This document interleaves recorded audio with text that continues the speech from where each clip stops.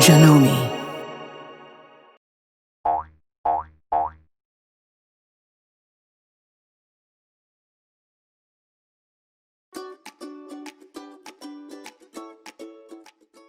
Hi all, it's Fran from Cotton and Joey, and today I'm going to show you how to sew an orange peel block.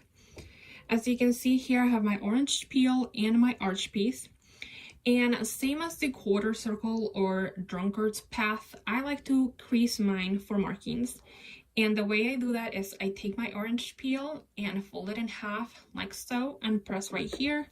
And then I take my arch piece, fold it in half this way and press right here. And if I'm sewing multiple orange peel blocks at the same time, I go ahead and press all of them so that way I can chain piece all of them. So once they're marked, I lay them down like this, and then I take my arch piece and put it right sides together with my orange peel, and I line up my creases, and then I also make sure that this corner right here lines up with the crease of the other side. You really want to make sure of that. You don't want to have this type of situation where the creases match here, but then it's off up here. You want to make sure that everything is nice and squared.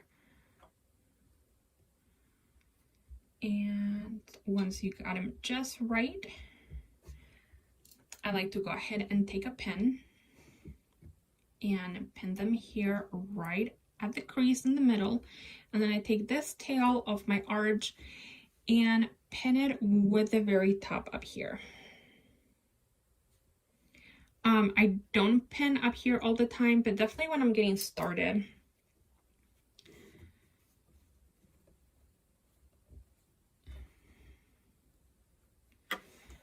So there we go. And then I don't pin down here at the bottom, but you definitely can if you wish to. So once I have those two pinned, I take this over to my foot, to my machine, and drop down my foot. And if your machine has a speed feature, go ahead and make sure that it's at the half speed. Or if it doesn't have that feature, be mindful of sewing slowly, especially if it's your first time sewing curves, because it makes it a lot easier. So once I have my orange peel here, I go ahead and kind of tug on this onto my orange peel piece. It's laying flat. And then on the arch, I go ahead and slide this down with my fingers so that the edges of the fabric are all lining up. Like so. And then I take this in a couple of stitches. If I wasn't using the pin, I would take in the couple of stitches and then line up my fabrics down here. And then I go ahead and sew this.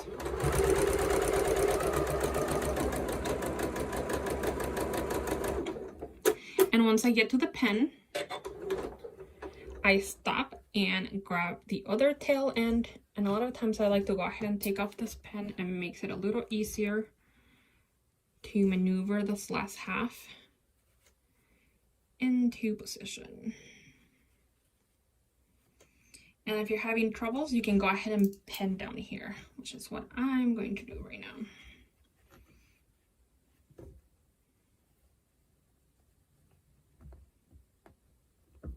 And once again, you want to make sure to tuck this down so that the orange peel piece is laying down straight, and then kind of tug this fabric down so that it's all laying up nice and straight. And so.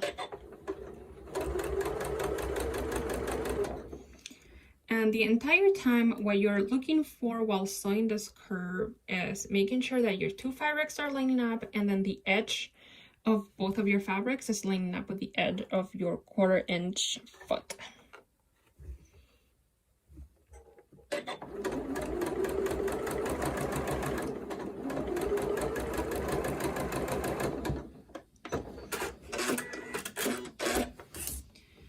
You take your pins out, and for pressing this, I like to lay my orange peel down, and then I open this up and press like so.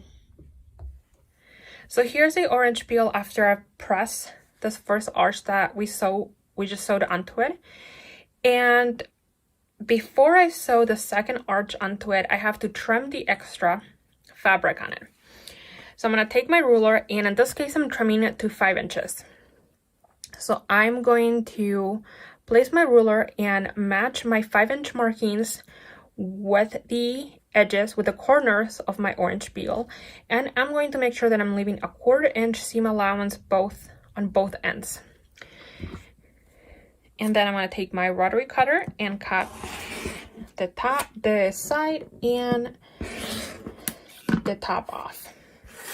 And now I'm going to take this to my machine and sew this arch onto it. So now I have my orange peel here with the first arch sewn onto it and pressed and trimmed, and it's time to sew the second arch, and it's the same steps as the first one. So I'm going to take this arch and lay it down, matching creases and making sure that the corner is matching up with the crease up here.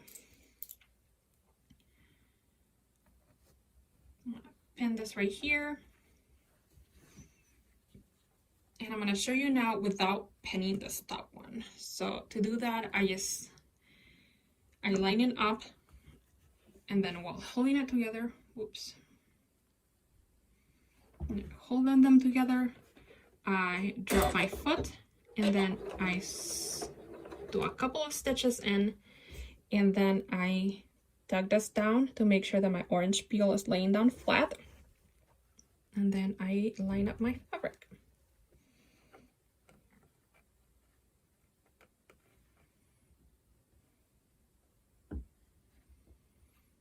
Like so. And once my fabric's so lined up and it's everything lining up with my 1/4 inch foot, I go ahead and start sewing.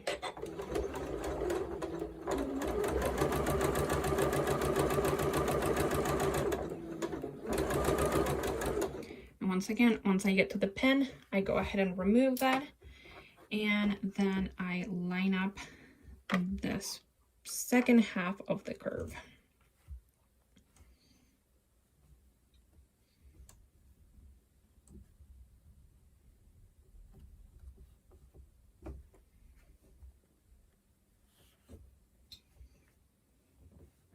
And again, you can use a pen here or just kind of hold them together with your fingers, and you want to slide this down until the orange peel piece of fabric is laying down flat, I'm sorry.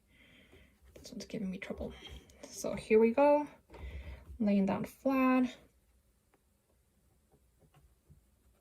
Tuck the top fabric down. Hopefully you can see my fingers are in the way, and sew.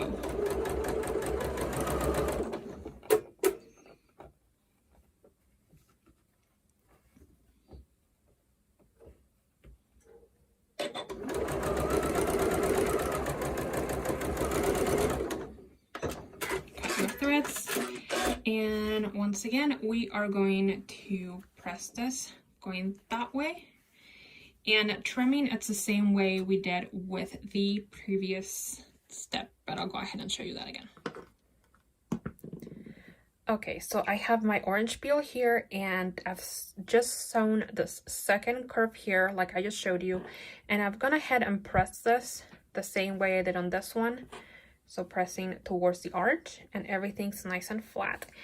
And this trim, it's a little bit easier because you have the straight edge on this bottom curve, on this bottom arch, I mean. So you're gonna take your ruler, line up the 5-inch with a straight edge of the first arch, and then the second thing you want to make sure of is that you're leaving that 1/4 inch seam allowance here again. So the 5-inch mark, it's down here, and then you have a 1/4 inch here and a 1/4 inch here. And I'm gonna go ahead and trim the excess off the second arch. And sometimes in order to line that up, you have a little bit extra on this one again. So I just like to make sure and double check that. So there was a little extra. So here we go, a perfect 5-inch by 5-inch orange peel that it's ready to get sewn into a lemon.